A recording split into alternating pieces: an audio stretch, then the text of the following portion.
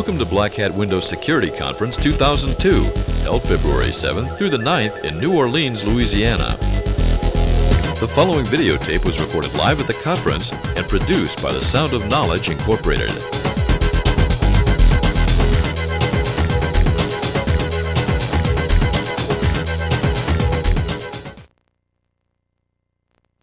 Remind you guys that SQL can run on alternate ports, and it's something you should be looking for.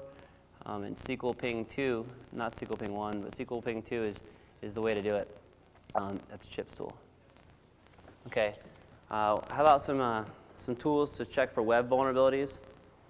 Probably the best one right now, I don't know, maybe the best one right now is Stealth. Stealth is a really good tool.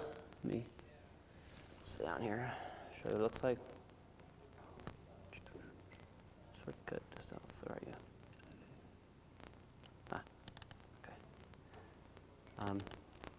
There's the website for it. You have to buy it now. Well, you can get a version that's kind of limited, and it won't have all the updates capability for free. But if you want to pay for it, then you can get the version that has it's like weekly updates at least for all the new scan stuff. It currently scans, if you turn them all on, I think for like 13,000 different checks. Just the normal scan, which doesn't have buffer overflow stuff, is like 6,200 checks. You can switch it to the top 10 checks also. It's a good tool. It's kind of slow, and it hits one web server at a time. And it does come up with some false positives, but I'd say it's probably the most complete tool out there right now. The other good option for that is Whisker, with the caveat that you need to take the Whisker database and add a ton more to it. The stuff that's in there right now just isn't that current. You need to go in there and actually modify and add your own stuff to it. That's sort of a pain, but you can do that. The other option is Typhon, the next generation guys, like David Litchfield and I think Sharif is his name. Those guys, they're here speaking too. They started a company called Next Generation, and they have it's kind of an all-around scanner. Typhon 2 is the official one. Typhon 1 is the free version. But I haven't seen Typhon 2 yet, but it promises to be a really good product. So one that I'm hoping to pick up sometime from them soon. So that's Typhon 2. Okay. Now, so source port attacks. I want to give you guys some examples here of a source port attack.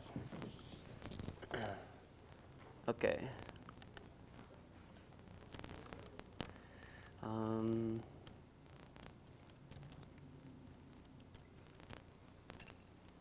Okay. So I'm pinging this box here, actually. And what I'm going to do,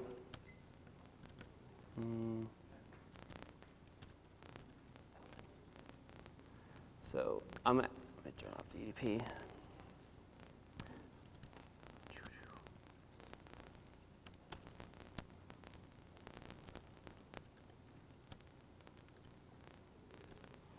Okay, so I'm port scanning the box, looking for any of the regular 1 through 1024 ports, and also SQL Server, and I'm not finding anything, as we saw here. And it's not because it's denying ping; it's because I have an IPsec rule set on the box to deny everything. So I'm a big fan of doing defense in depth for your security things. You should certainly have network level controls and host level controls as much as possible. So one of the host level controls people use is IPsec filters. The only problem with IPsec filters is if you don't, after the fact, apply the no default exempt rule through the registry, which I'll show you. It's actually sort of mismatched in the slides. It's right at the very end, but I'll get back to it. If you don't apply that rule, what happens is this.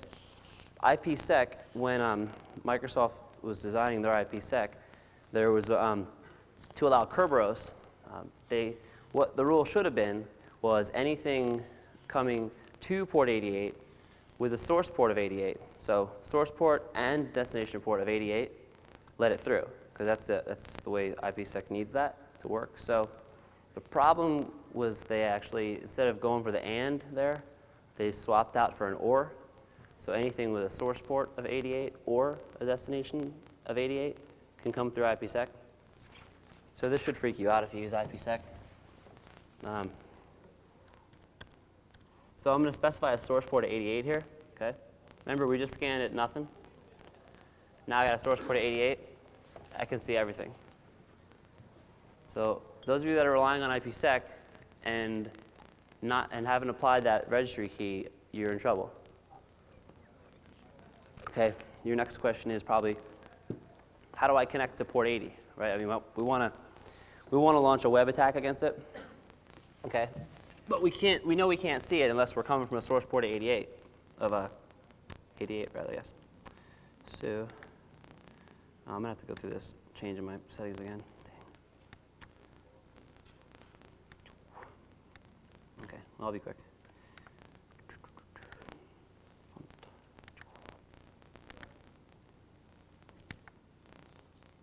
Okay. So what I'm going to use is fpipe. This is a tool that you should all be familiar with because it's so much fun to use. Fpipe is what I was telling you guys about to do port redirection. And the extra bonus feature is it also allows you to specify a source port. So I'm going to go fpipe, and I want to listen on port 80. Okay. I want to have my source port, all data coming out, I want it to come from port 88. Okay. And I want to remotely go to port 80 on the box, 10.99.2. Okay. So -V for verbose.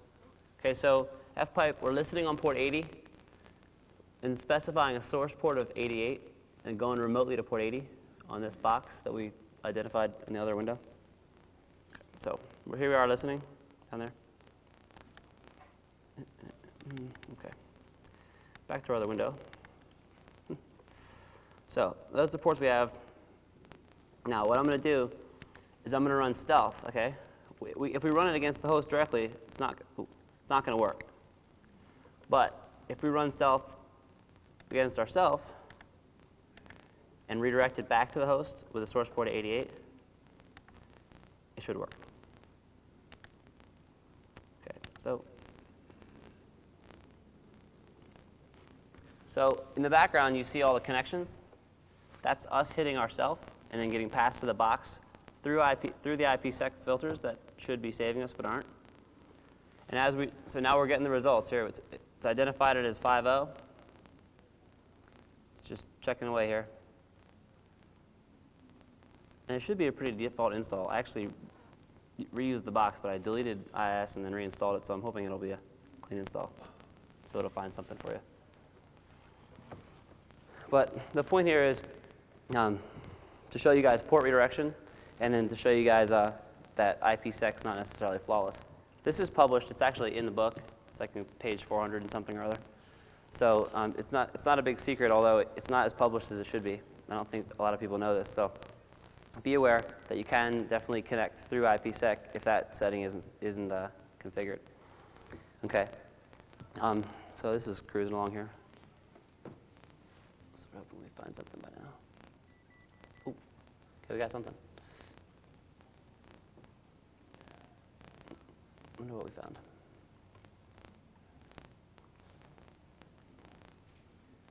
Come on. All right, well, let me let this go for a second here. Location, what do we get? Not very exciting. Okay, so we're still going.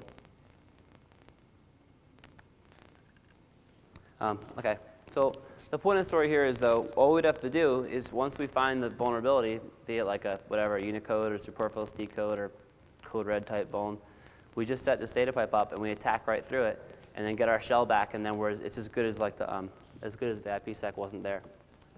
So source port. Any questions on IPsec? Little trick I just showed you, or the source port redirection going on here. Okay. All right. Some web attacks. I was thinking this was gonna find some web vulns to show you like a dot printer attack, but it doesn't seem to really want to.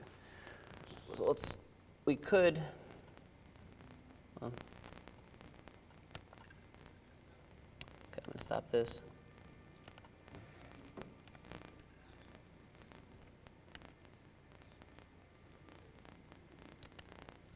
I'm going to do is turn off the IPsec, even though I almost definitely could do it through the redirection here.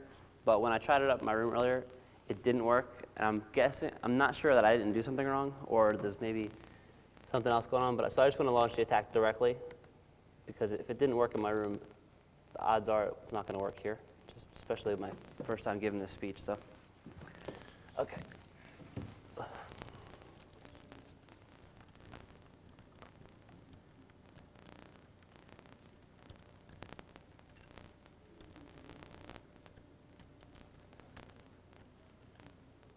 You like that? Windows split directory. Okay, so some people, you guys have seen this, maybe not. It's kind of cool. It has to do with the overflow with the dot printer extension.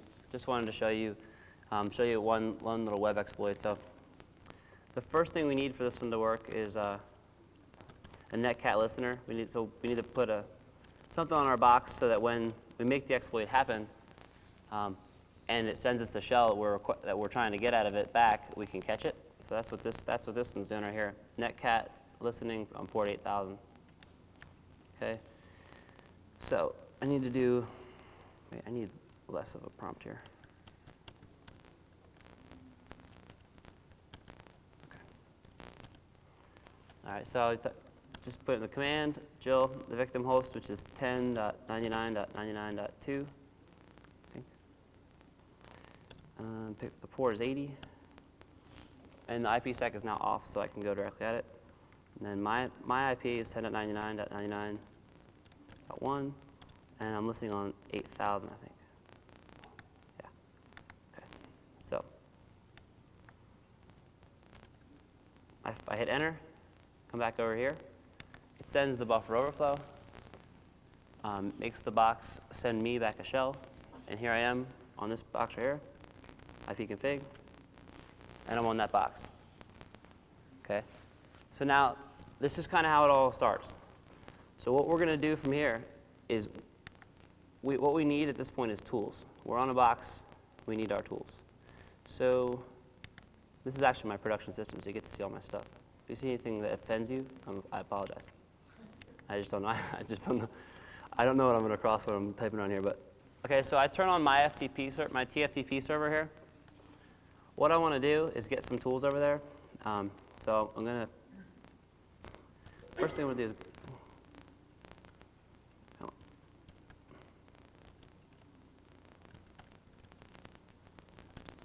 Hey. Why not?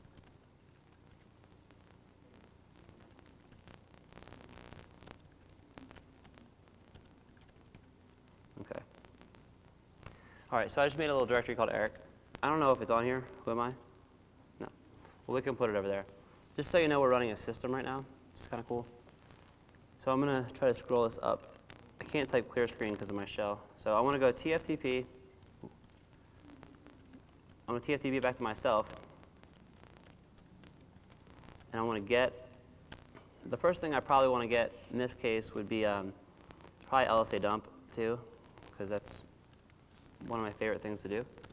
I'm going to put that, make sure you specify where you're putting it.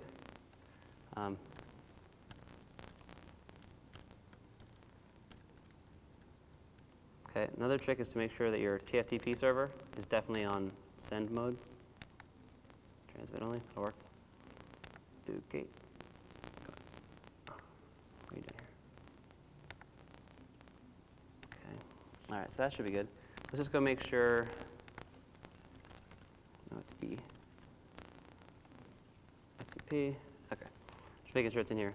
So I need to push over LSA dump 2 and then the DLL for it. I feel like the lights are getting dimmer. Okay. All right, so I hit enter. I look over here in my TFTP server. Looks like it worked. Okay. Let's try it again. TFTP -I 10.99.99.1. Now we're going to send the DLL over there, which is called dump LSA, I think.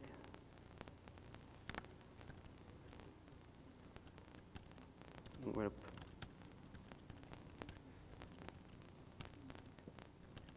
okay, so same thing, TFTP back to myself. I'm on their server, TFTPing back to myself in -I for binary mode to get the dump LSA DLL.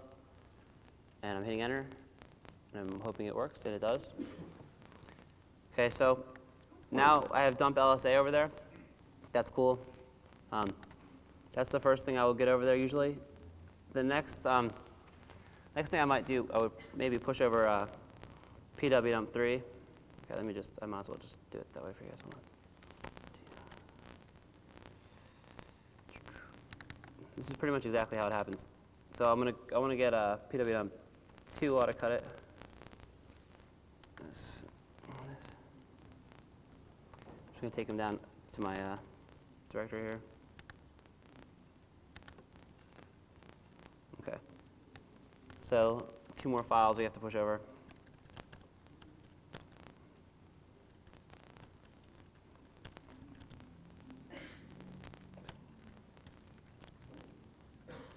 The reason I'm using pt.2 is because I'm local on the box. pt.3 will work local, but it has an extra file that I'd have to copy, and that's going to take too long. Ooh. No.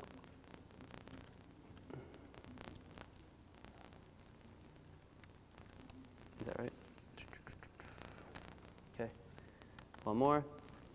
Once you're copying your files over like this, I always take a screenshot of this little window here so I can show exactly what I pushed to their boxes. And finally, samdump.dll.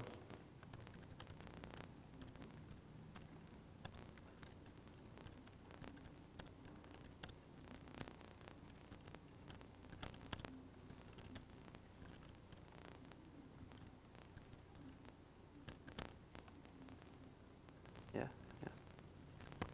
Okay, so we have our files over there. It's good. We're happy about that. First thing we'll do is we'll run LSA dump 2. Does anyone know what LSA dump 2 does?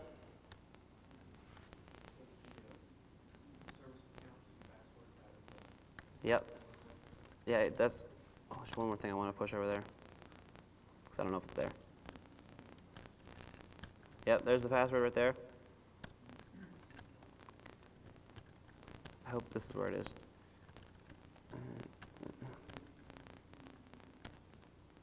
No.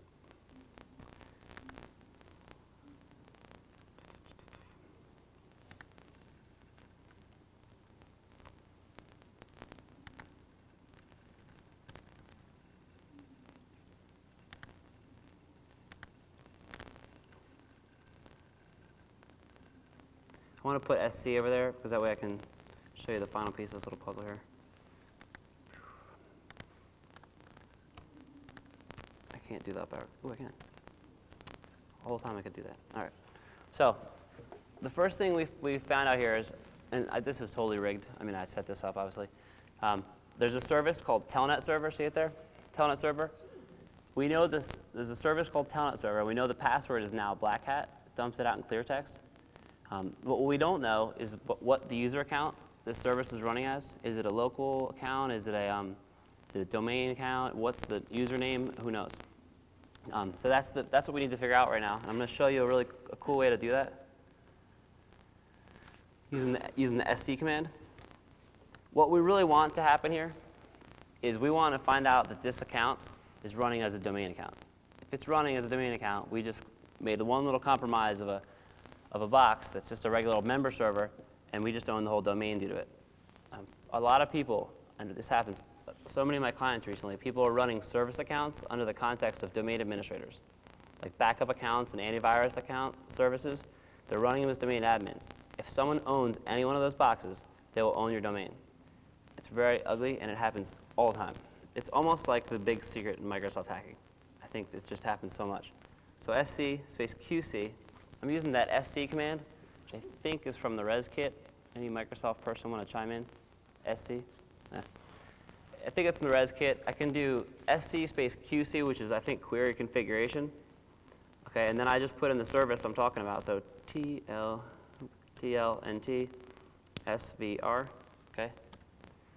So there it is. That's the information about that service. In this case, I have it running. So it's running as a user called MailGuy. So now we know this account called MailGuy. when we know his password. What I wanted to do here, and I apologize I didn't, was make this actually reference over to that domain, but I just ran out of time, so I just ask you guys to believe me that there could be it could say rage and rooster right here, but it doesn't, but it should.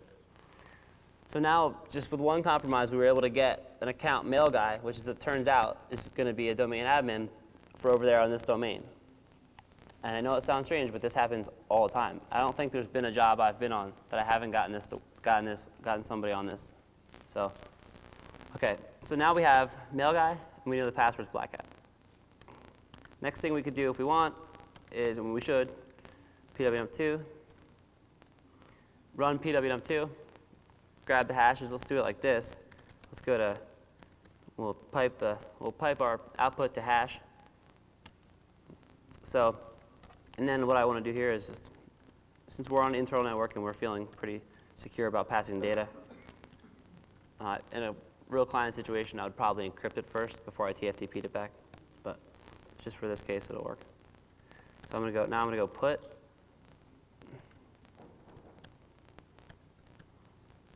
So we need to switch our little server back to allow us to receive files now. That should work. Okay. So we got our hash file. We could push the LSA information too if we wanted. So now I'm going to go back here and turn it back to transmit only. So let's go in here and grab this file, this hash file. Okay. I'll go drop it somewhere.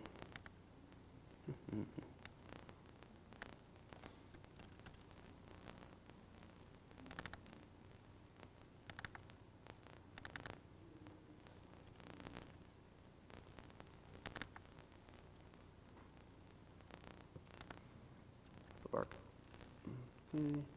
Run 2. So what I'm going to do now is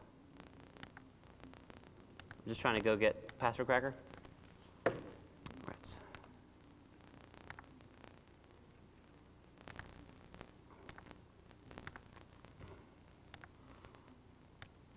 And I'm just going to go John hash.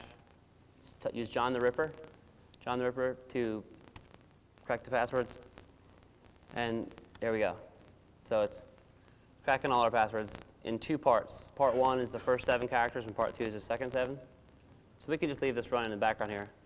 So at this point, I would pretty much be done with this machine. We've gotten LSA secrets. We've got a domain admin account off it, or a domain level account. We've got all the password hashes. There's not a whole lot more we could do, unless you want to just run some commands. Sometimes it's fun to run like net session, see if anyone's connected to the box currently. Run a net use, see if the box already has existing connections. We had a really, really cool thing happen one time. We got on the box with a web attack, just like kind of here. And we were trying to figure out what to do. So we run a net use, what to do first, that is. So we run a net use, and it turns out there's 8 different administrative connections already established. So we were able to actually just pull pwdump over, and pwdump each one of those boxes, all 8 of them that they had to have in connections to. By the time we were done, we had like 5,000 password hashes.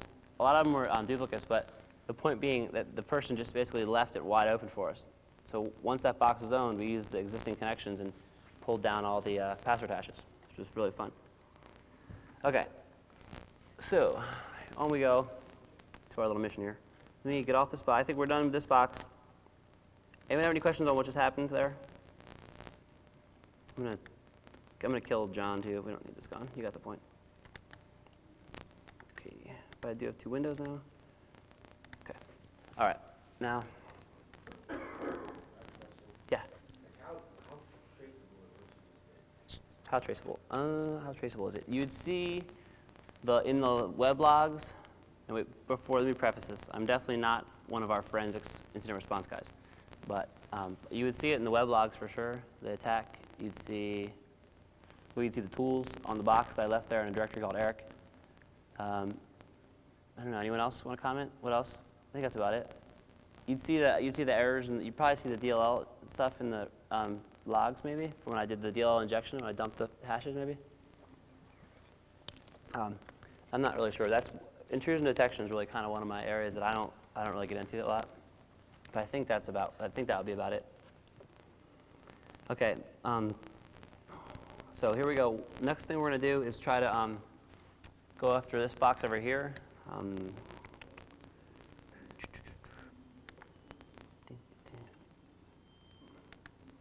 right, I'm just going to use fscan to do a little ping sweep. And imagine I don't actually know the boxes right there.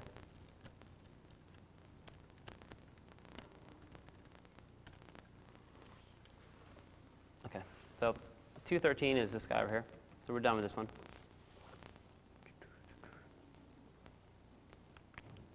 How are we doing? Okay. All right, so now we know 213 is there. I'm going to try to figure out what 213 has running.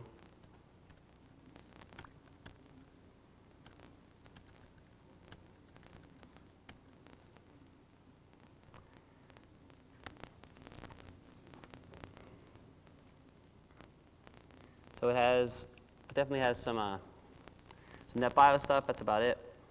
Well, what we want to try to do now is use our credentials we already had, 10.99, 213. We know that the box is in the Raging Rooster domain from earlier on. We were looking at it's part of the Raging Rooster domain. And we know that we know there's a password in that domain called with Black Hat. Remember what the username was? Okay. So, you know what I'm doing here? I'm putting the domain in front of it so it knows which one it is. Nail guy. In theory, this will work.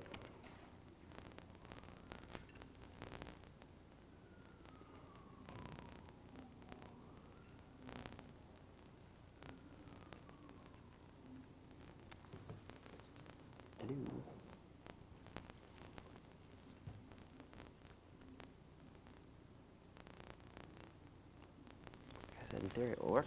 Let me do that session over here, see if it's seeing it. Yeah. What? Yeah. Well, that was the kind of the thing I was just trying to say. It actually, for my little speech here, the problem was this box was a workstation. This was professional, so I would have had to make this a separate domain and then make it trust it to pull that account over. But it was getting too down to the wire, so I didn't want to reinstall it back to server and make another domain. So I apologize for that, but it just wasn't. I had already built a bunch of other servers.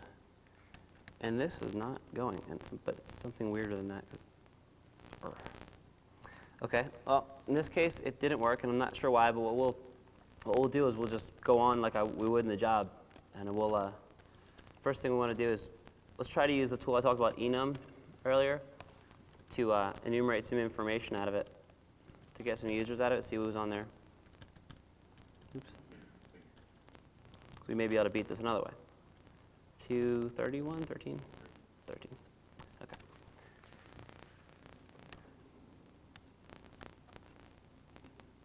Hope it's not something like we can't actually see it. Can you see me over here? Okay, I can see me.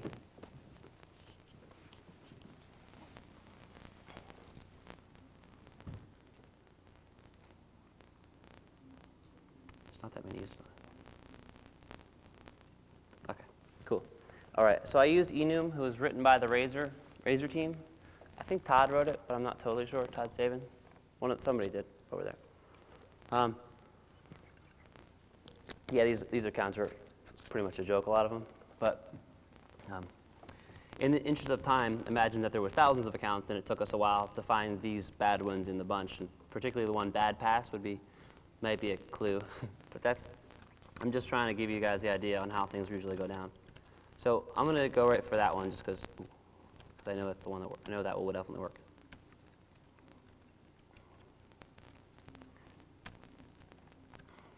Geez, I don't know what to do.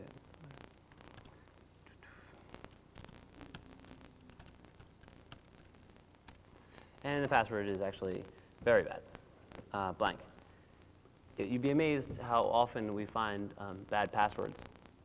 And does anyone remember, well, let me just tell you, the one tool I would recommend using on your network to try to identify systems with no password or password the same as the username is that NT sleuth tool. It's in the slides. It was, beep. Okay,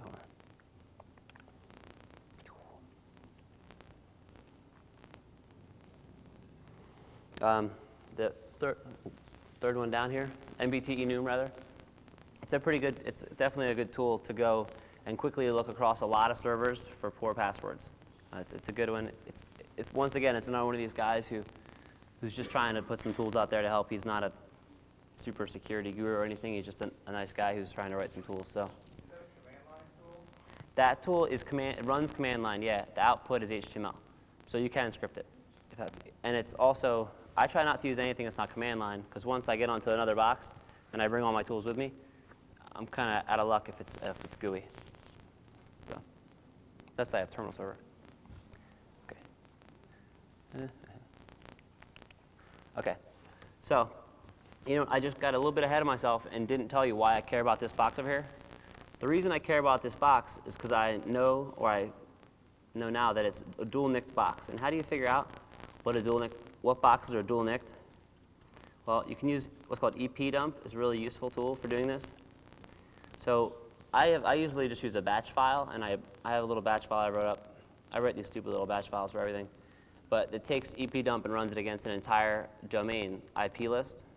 So, and then what I do is I look through that output for hosts, for IPs other than the IPs I put in. And any other IP is going to most likely show you a dual nick box.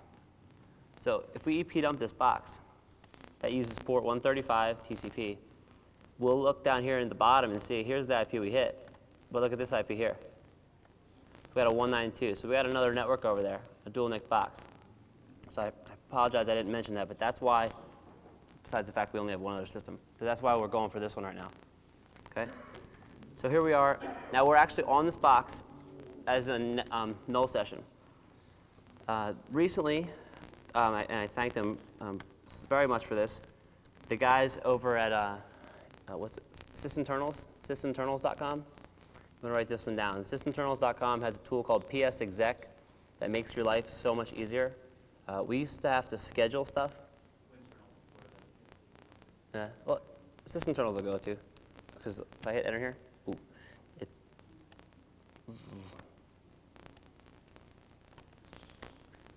So Mark Rosinovich is the guy there who wrote this particular tool. I have never met Mark, but I would like to. Not in here, are you? Okay. So this tool, what it will do is it will give you a command prompt remotely, which is really nice. Because we used to have to schedule stuff and use netcat. And it was really a big pain because the scheduler is just unruly because you end up scheduling stuff tomorrow and yesterday. And anyway, so now we have an admin connection. All we have to do, let me make sure, all we have to do to get a command prompt from there is just use psexec. For those of you that have done this other ways, you'll realize how nice this is.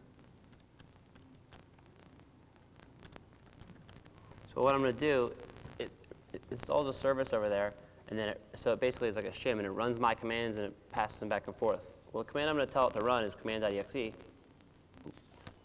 then I'm going to put proper syntax.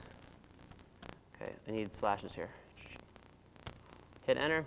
Have to have an admin connection, which we do, which isn't too hard to get on an internal network usually. And then we wait and hope. More hoping.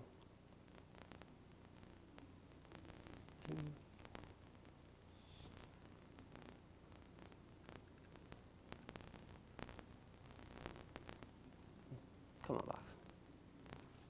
Thank you. Okay. So, ipconfig. You notice we are now on here. So far we've been here, and now we're here. We're over here now. And look at this, 192.168.1.213, huh? So we got a whole new network to play with. So let's, oh, I can't do clear screen, sorry. Forgot. Okay, so what I'm going to do first, I'm going to do netview/domain. See if we can see any new domains over here. Or not, whatever. Let's see what we got. For some reason this box is a little bit slow over here. Okay, so we still have the all your base domain, which had the our owned by us system in it. And we have the Rage and Rooster domain still. But if we check now, the difference about the Rage and Rooster, which we'll be at tonight at 8 o'clock, Rooster on Bourbon Street, is we have new members now. because we can see these people we couldn't see before. So we can now see Rockstar and Superstar. So, we could see Superstar before. Now we can actually see Rockstar additionally. Okay, so what are we going to do next? Well, what we need to do now is we need to get our tools over here, same as last time, right? I know it seems like a bit an arduous task, but this is really how it goes down. Okay, so same thing. Dash I. Ooh, 10.1. Okay, first thing I'm going to get is fscan. Just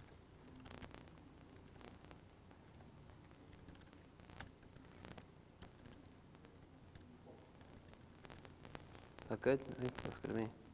You? Okay. Problem number 1, fscan is not in that directory. Data. Script. Foundstone. Fscan.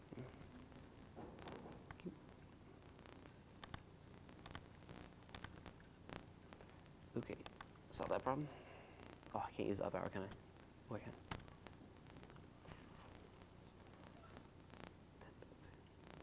Can't write local file, huh?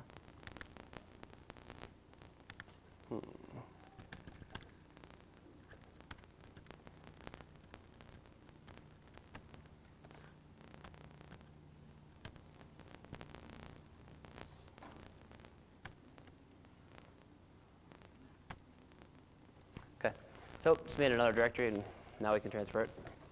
So, yeah, that's all it takes. Okay, so here we are. Don't forget, we're actually here. So we're going to fscan. I want to fscan -n, do some ping sweeps, 192.168.1.1.254. Okay. So let this go for a second. All right, so look, we got here. I forget what our IP was. We were also 213 on this side. Okay, so we have 2 new hosts now.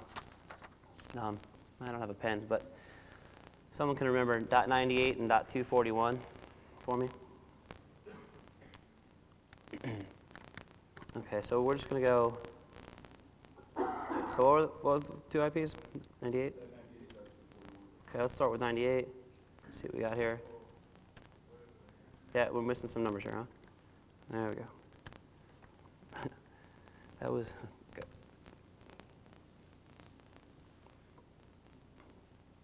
All right, so let's go see what we got. Let's do something different here. I'm going to put -E, so we at least get the name of the server too. Figure which one's which.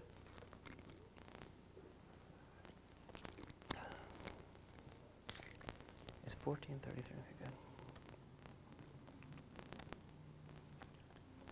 All right, so on .98 it looks like we can let this go. FTP, a whole bunch of, pretty much just about everything. Now what I don't want to do here is hit Control-C, because then we're going to drop this. We'll drop our connection, so I sort of have to wait this out. To save us a little bit of time here, I can just look. I'll tell you which, because I don't want to sit here and waste everyone's time. But which one's this? Okay, so Rockstar is. Okay, good. So Rockstar, which is 98, is the one that's the actually is the domain controller here. Oh no. Okay, that's the domain controller, and the other one we're gonna see. Shoot. Uh-oh. This is when we have to do it again. PS exec.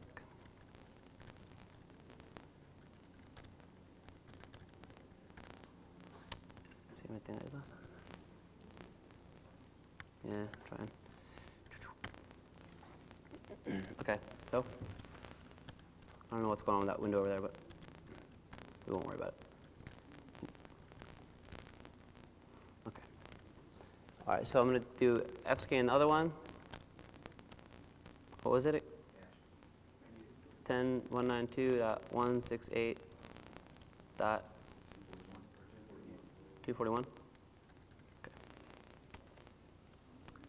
Come on, Fscan. Go. All right. Why didn't you find super? Okay. P.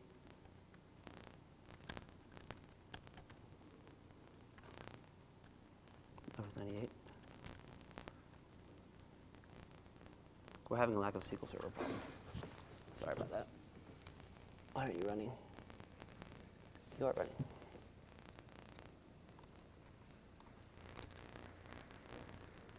Oh, did we hit 241? Did we just write it down wrong? 192.168. That's what I see SQL Server running on it.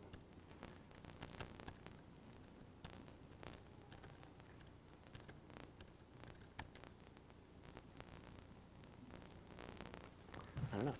It's running. I see it. Oh wait, maybe 1 second.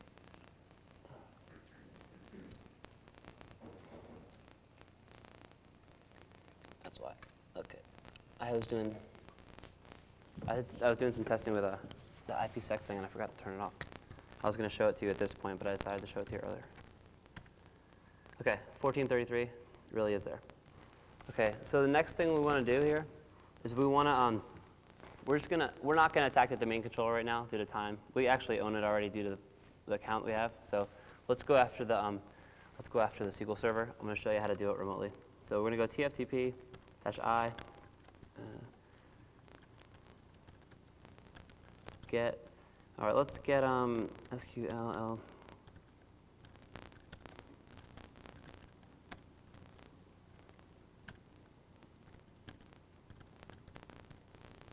don't know if that went.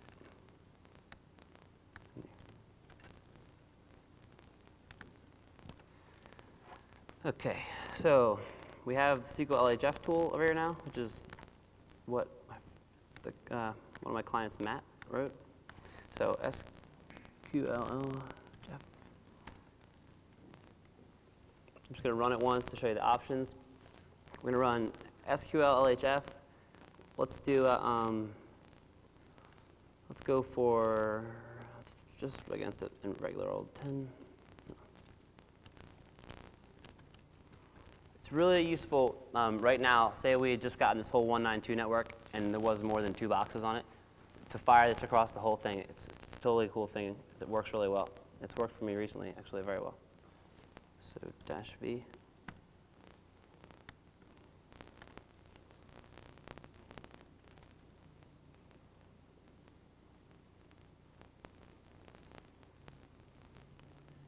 Famous last words.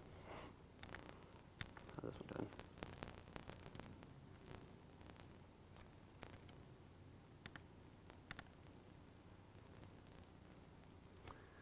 Well, we'll give it a second. While that's going, since I'm assuming we're going to be able to get it, let's go to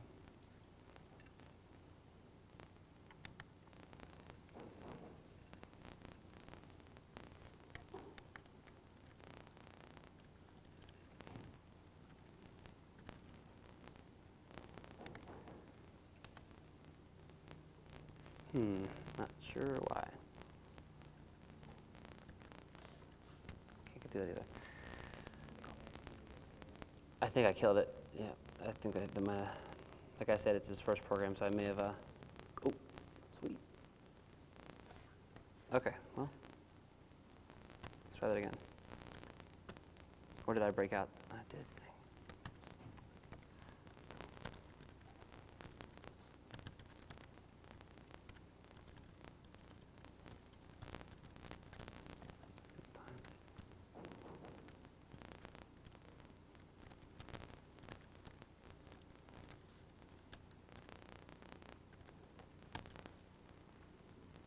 See if we get a little more luck without the -v.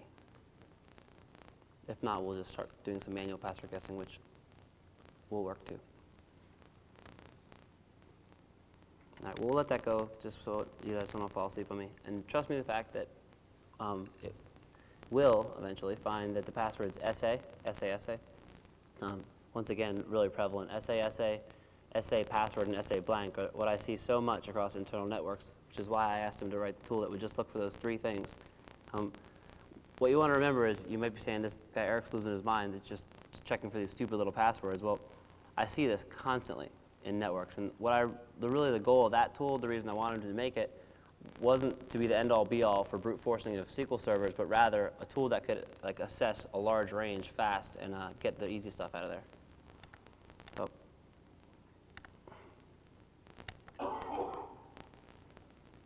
wait, this is going to work. Hold on a second. Someone needs to remind me that I'm not sitting on the middle box. Okay. Not running SQL services anymore? Uh-oh.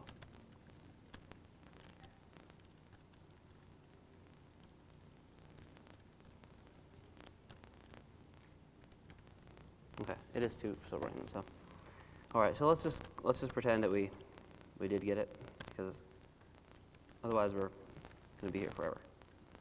.1 get. I'm going to get O SQL.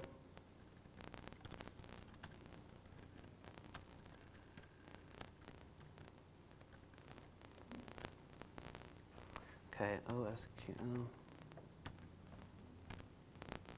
No. Oh no, don't make me Control C. That's the worst thing about this.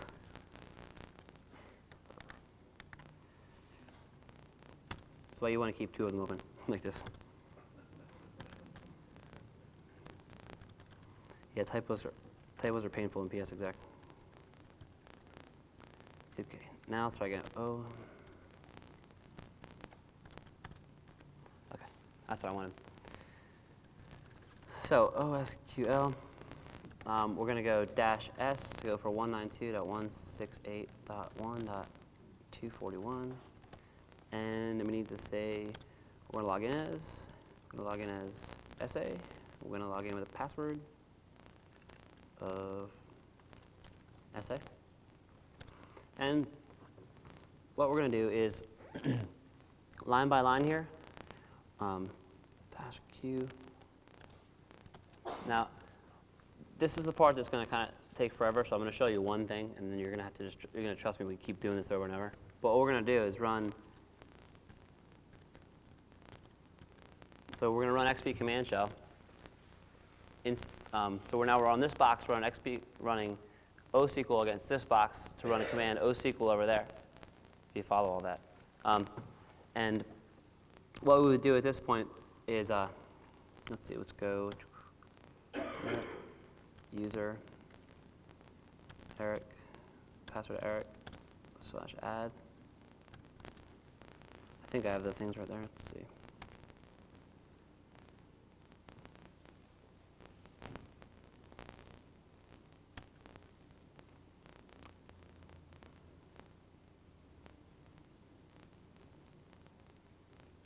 Got crazy delays here.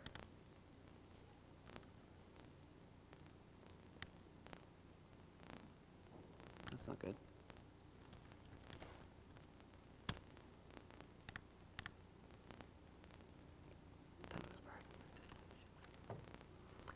Okay, let's do TP.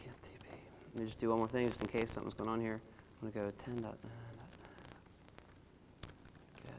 SQ.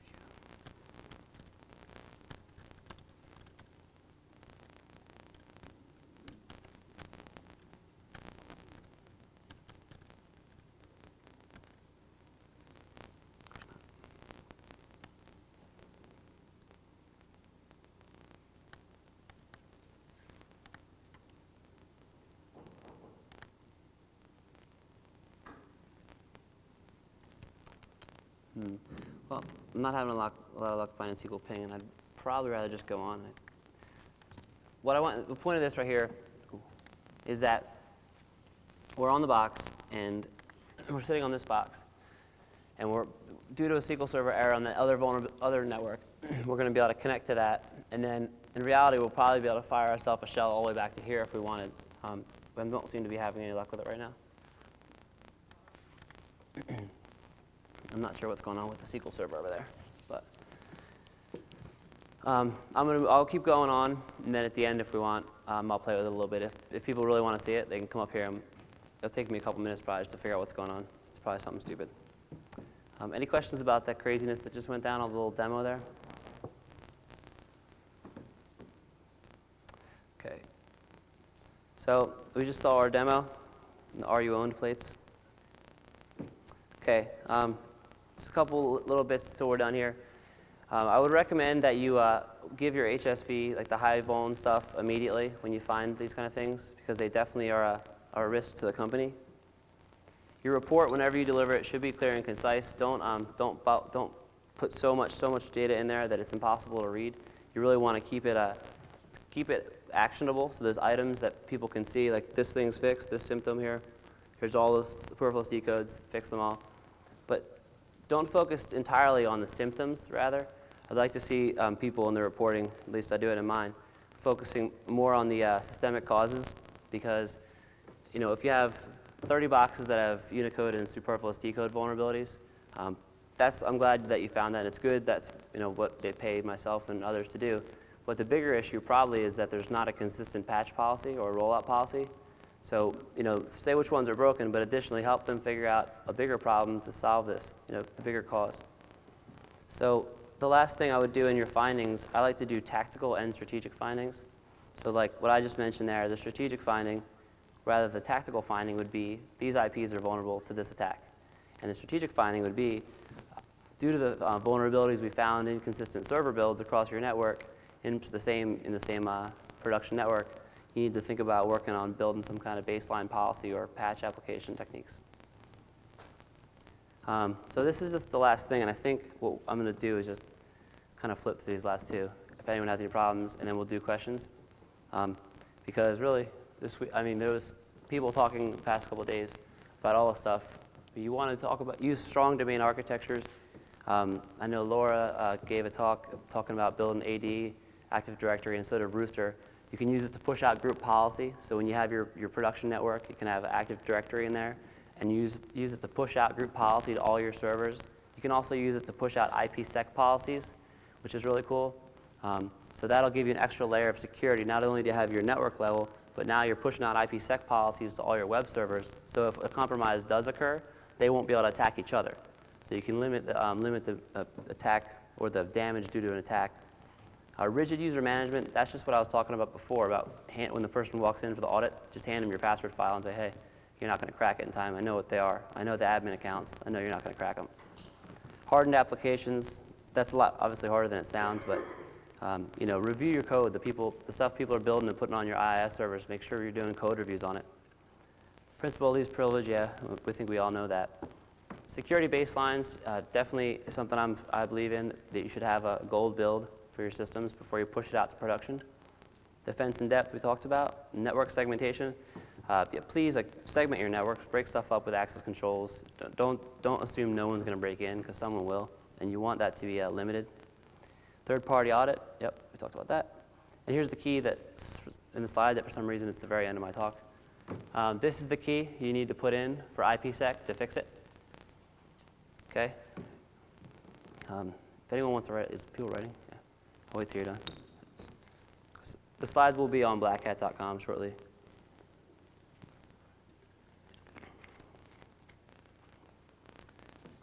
Got it?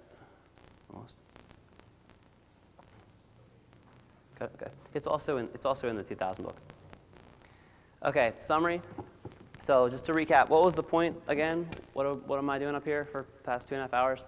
The point is that we need to now focus, I think, personally, on intranet penetration testing. We need to do assessments. We need to be doing host reviews. We need to look at policy and architecture on the inside now. I think most people are getting the idea on the outside. The firewall is blocking everything except what you need. So now I think that we've got that pretty much in the bag, except for the application thing, of course.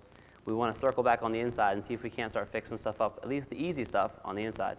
There's no excuse for finding SQL servers with no password and stupid web vulnerabilities that have been out for years on your servers on the inside and admin no passwords. So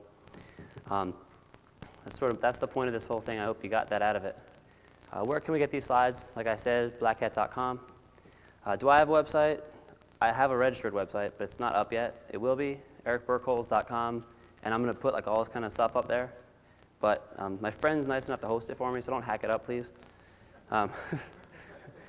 He's securing it, not me. So if you hack it, you haven't hacked me. You've hacked my friend who's in the military, and you won't be happy. Yeah, you just actually, you just pissed off a lieutenant in the Air Force. So yeah, try to not do that if you could. Is there spare time for QA? Sure, I mean as much as you want. Here's QA over here. I don't know, picture of Erik Schultz by a chalkboard. So anyway, I won't leave my network vulnerable. I won't leave my network vulnerable. You got the idea. So any questions anyone has? That's what I have for you guys. Hope you guys enjoyed it. Questions?